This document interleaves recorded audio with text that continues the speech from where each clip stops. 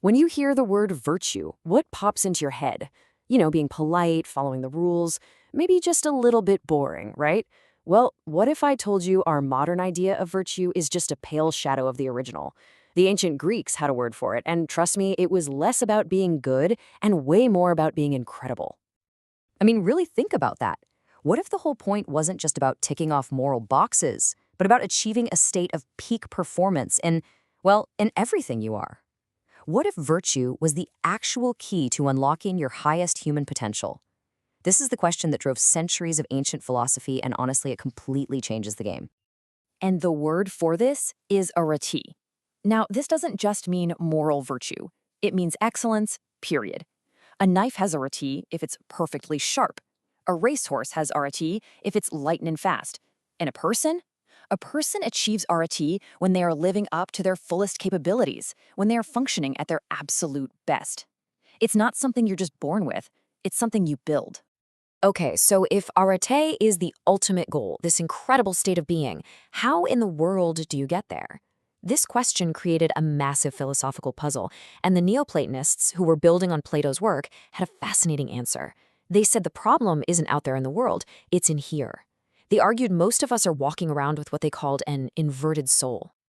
And this all goes back to a classic paradox from Socrates. He figured, look, if a rate is a kind of knowledge, knowing what's good and what isn't, then you should be able to teach it, right? Just like math. But when he looked around Athens, he couldn't find a single person who could actually teach it reliably.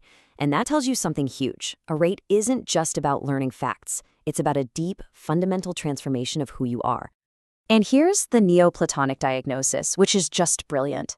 They saw the soul as having a natural order. Our higher rational mind is supposed to be in charge, guiding our lower passions and impulses. But the problem, for most of us, is that this whole structure is flipped upside down. Our passions, our fears, our desires, they're in the driver's seat, and our reason is just getting dragged along for the ride. That's the inverted soul, and the whole mission of their philosophy was about turning it right side up again. So how do you even begin a project that big? Flipping your entire soul back into alignment? Well, you don't start by going off to meditate on a mountaintop. Nope. According to the Neoplatonists, you start right here, in the middle of our messy, complicated social world.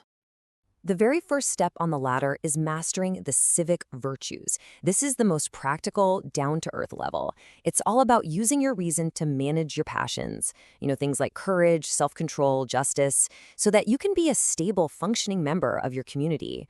It's like you have to get your own inner house in order before you can even think about climbing any higher.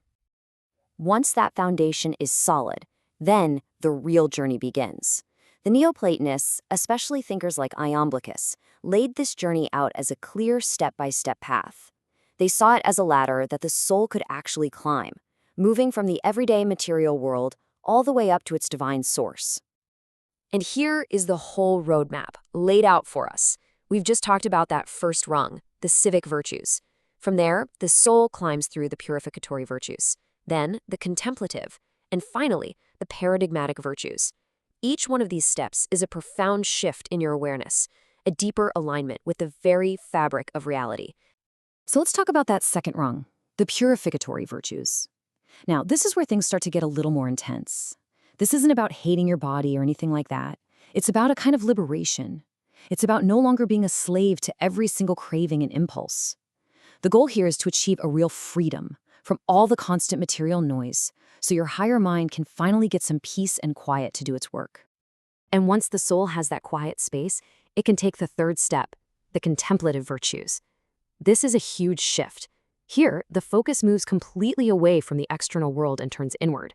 The soul directs its gaze to perceive the realm of pure intellect, what the Greeks called the nous. This isn't just thinking about big ideas. It's more like a direct, intuitive vision of the core principles that structure all of reality. This brings us to the very peak of the ladder. This is where the journey moves beyond simple self-improvement and into the realm of the transcendent. The goal now is to align the very structure of your own soul with the structure of the cosmos itself. This fourth level is called the paradigmatic virtues. At this stage, the soul is no longer just a passive observer. It's not just looking at the divine forms, the perfect blueprints for things like justice, beauty, and truth. It actively starts to become them. The goal is to literally transform yourself into a living, breathing model of that divine order, acting from that perfect pattern. But there is one final step, one that's almost impossible for us to imagine, which was really emphasized by Iamblichus: the hieratic or unifying virtues. The goal here isn't just alignment anymore, it's total union, a state the Greeks called henosis. It's a state of ecstatic participation, where the boundary between your individual soul and the ultimate divine source of everything just dissolves. It's not about seeing the light anymore, it's about becoming the light. This is the absolute peak of the soul's climb. Okay, so this is an incredible ancient map of the human soul. But what does a 2,000-year-old spiritual ladder really have to do with our lives today? Well, as it turns out, a whole lot. This ancient framework for achieving excellence is ridiculously relevant to our modern search for a meaningful life. Just take a look at this. It lays out the whole system in one place, and you can really see the progression. You start with basic social order, you move to purifying yourself from distraction, then you turn inward to contemplate the big picture, you align yourself with those perfect patterns, and finally you aim for union with the source of it all. Each level has a goal, a psychological state, and a clear function.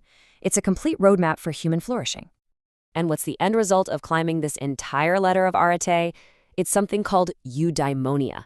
Now, this is another one of those crucial Greek words. It's often translated as happiness, but that doesn't even come close. It means deep human flourishing, thriving, living the best possible human life. And for the ancients, it was crystal clear. You cannot get to eudaimonia without the practice of excellence, of arete.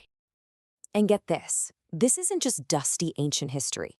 The entire modern field of positive psychology, the science of what makes life worth living, is basically built on this ancient foundation. So when you hear modern psychologists talking about eudaimonic well-being, a life that's defined by growth, purpose, and using your unique strengths, they are, whether they know it or not, tapping right back into this ancient quest for arete. The language has changed, but the core idea is exactly the same. So that leaves us with one final thought to take home. Looking at this ladder, from just getting your day-to-day life in order, to cleaning up your focus, to deep contemplation, all the way to aligning with your highest ideals, it's a powerful way to look at your own life. It asks us a pretty direct question. Which rung of the ladder is your life focused on right now?